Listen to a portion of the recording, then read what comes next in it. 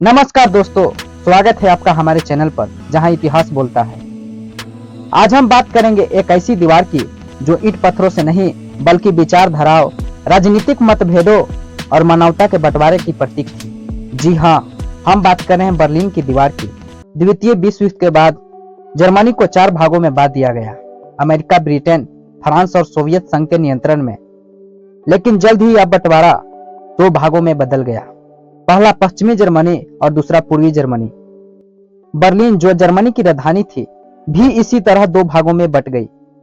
13 अगस्त 1961 यह तारीख इतिहास में काली स्याही से लिखी गई। इसी दिन सोवियत समर्थित पूर्वी जर्मनी ने बर्लिन को बांटने के लिए दीवार खड़ी कर दी। इस दीवार का उद्देश्य था पूर्वी जर्मनी के नागरिकों को पश्चिमी में भागने से रोकना।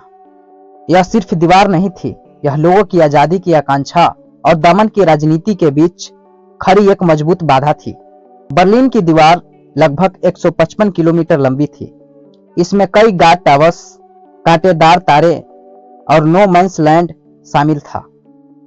इस दीवार को पार करने की कोशिश करने पर कई लोगों को गोली मार दी जाती थी। लेकिन समय बदला। 1980 के दशक में मिखाइल गोर्बाचेव के नेतृत्व में सोवियत संघ में सुधार शुरू हुए।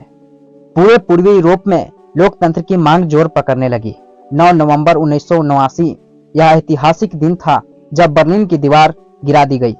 लोग हथौड़े और छेनी लेकर दीवार को तोड़ने लगे और इसी तरह एक युग का अंत हुआ। बर्लिन की दीवार सिर्फ ईंटों से बनी एक दीवार नहीं थी, बल्कि यह इंसानी जज्बातों, इच्छाओं और विचारों की भी दीवार थी।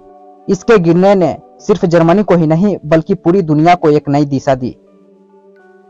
आज भी बर्लिन की इस दीवार के कुछ हिस्से पर्यटक स्थलों पर संरक्षित है, ताकि आने वाली पीढ़ियां जान सके कि आजादी की कीमत क्या होती है। अगर आपको यह वीडियो पसंद आया हो तो कमेंट में जरूर बताएं। धन्यवाद।